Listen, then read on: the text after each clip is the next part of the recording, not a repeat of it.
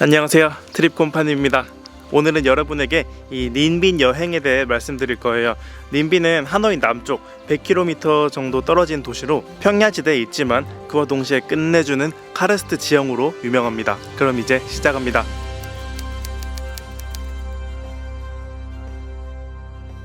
닌빈을 대표하는 컨텐츠는 카르스트 지형입니다. 우리가 딛고 있는 지각은 여러 구성 성분으로 이루어졌는데 그중 석회암은 침식되기 쉬운 편이에요. 이 석회 성분이 물이나 바람에 쓸려가고 남은 울퉁불퉁한 곳을 카르스트 지형이라 부릅니다. 대표적인 것으로 중국 계림, 구이린과 베트남 하롱베이가 있어요. 닌빈의 장점은 아직 관광적으로 활성화가 덜 된 조용한 동네 멋진 자연을 편하게 구경할 수 있다는 거예요. 하롱베이 너무 유명하잖아요. 그리고 닌빈은 하노이에서 가깝기도 하고요. 홍강 삼각주에 있는 동네답게 평지입니다. 평지가 이어지다가 갑자기 기암 괴석이 뜬금없이 솟아있고 이런 동네인데 이 평지를 자전거나 오토바이를 타고 돌아다니고 또 구경하는 게 닌빈 여행에서 여러분들이 할 일입니다.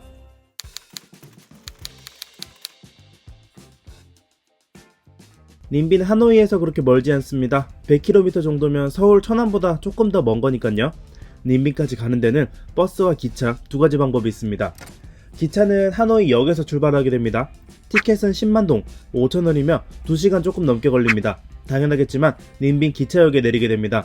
로컬 기차는 안타깝게도 인터넷으로 예매를 할 수 없습니다. 베트남 카드가 필요한데 그게 있나요? 현장에서 티켓을 구입하셔야 합니다.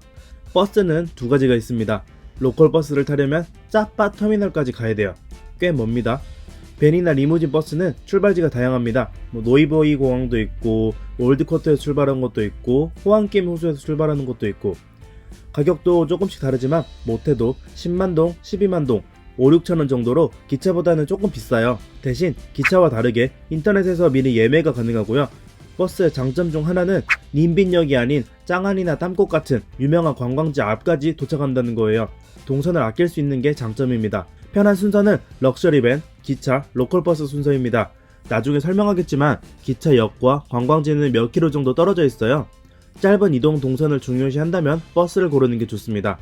이제 닌빈에 어떤 곳들이 있나 알아볼까요?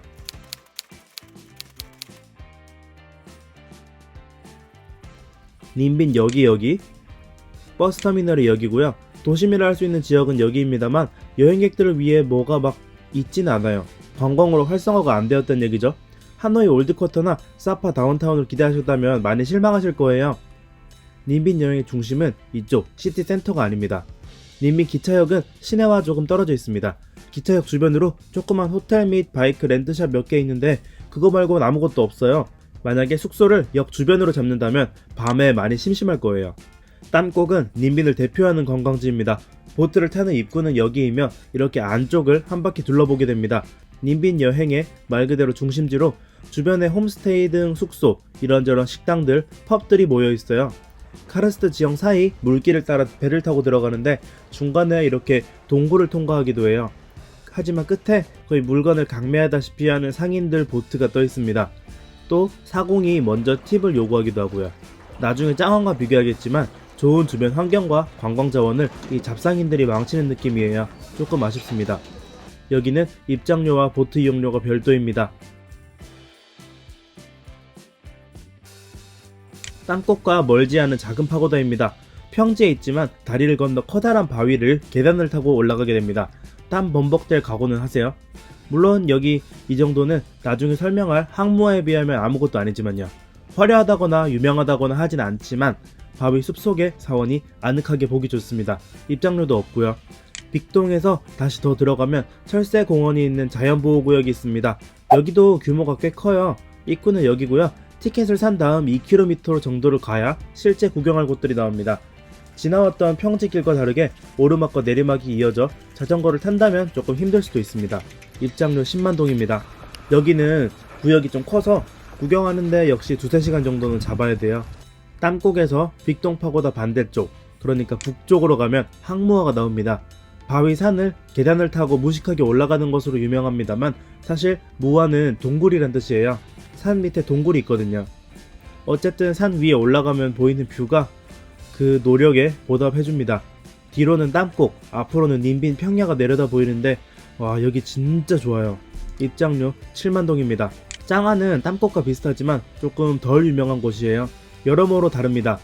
일단 ABC 세 가지 루트가 있고 시간이 오래 걸립니다. 2-3시간 정도? 입장료와 보트를 합쳐서 20만동? 팁을 요구하진 않지만 2-3시간 보트 운행하는 거 보면 팁을 안 줄 수가 없더라고요. 그리고 혼자 가도 혼자 보트에 탈 수 있는 땀곡 대신 한 3-4명 정도가 채워져야 출발하는 땀곡입니다. 그래서 2-3시간 타는 보트를 아예 모르는 외국인과 합석할 수도 있습니다.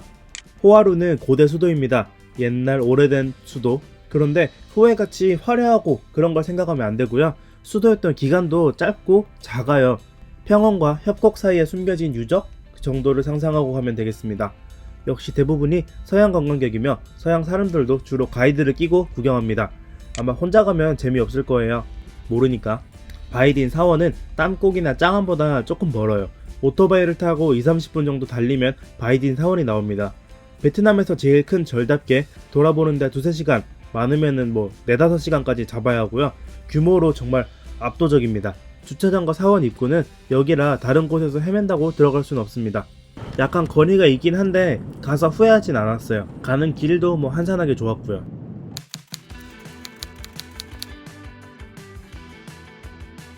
바이딘 사원을 제외한 나머지 스팟들은 다 평지에 있고 또 서로 간의 거리가 그렇게 멀지 않아요. 자전거로 돌아다닌다고 그렇게 죽을 만큼 힘들지는 않다는 얘기예요. 버스를 타고 땀곡에 내려 생태공원까지 자전거를 갔다 오는 루트를 볼까요? 7.3km, 왕복하면 15km 정도입니다. 양화대교에서 한남대교까지 편도로 가는 것과 비슷하네요. 이 정도면 하루 정도는 자전거로 가볼 만하죠? 오토바이는 일단 하루 10만동 5천원 정도고요. 교통량이 많지 않아 운전이 어렵지는 않습니다.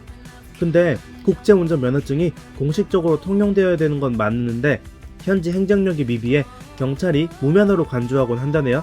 솔직히 저는 베트남에서 오토바이 운전하다가 단속당하거나 그런 적은 없어요. 여기 님비는 좀 한산해서 단속할 만한 동네도 아니고요. 근데 재수없이 걸리면 골 아픈 데다가 사고 나면 정말 문제가 커지니 조심하세요. 저는 미리 말씀드립니다. 만약에 하루 정도 한정된 일정이면 짱안이냐 땀곡이냐 둘 중 하나를 골라야 돼요. 짱안 쪽의 분위기와 땀곡의 분위기는 완전 다릅니다. 시골길, 흙길이 많은 땀곡과 빅딩 파고다, 자연보호구역.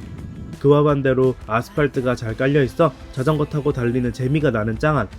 단순하게 배를 타고 구경하는 것만 비교하면 저는 바가지도 없고 동굴도 많은 짱안에 더 높은 점수를 줍니다만 주변 관광지와의 전반적인 조화는 땀곡이 더 낫다고 봐요.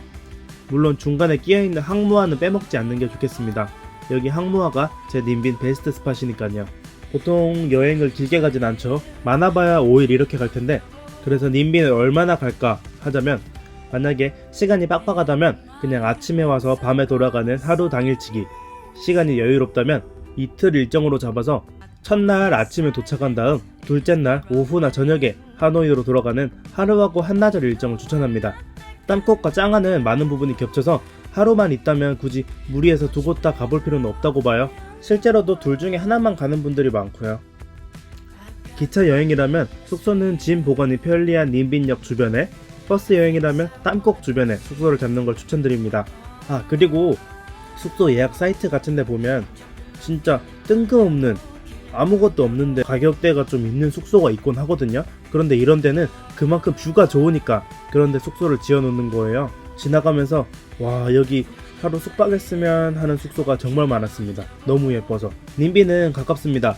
그리고 컨텐츠도 사파보다는 좀 적어요. 당일치기도 충분히 가능할 정도로요.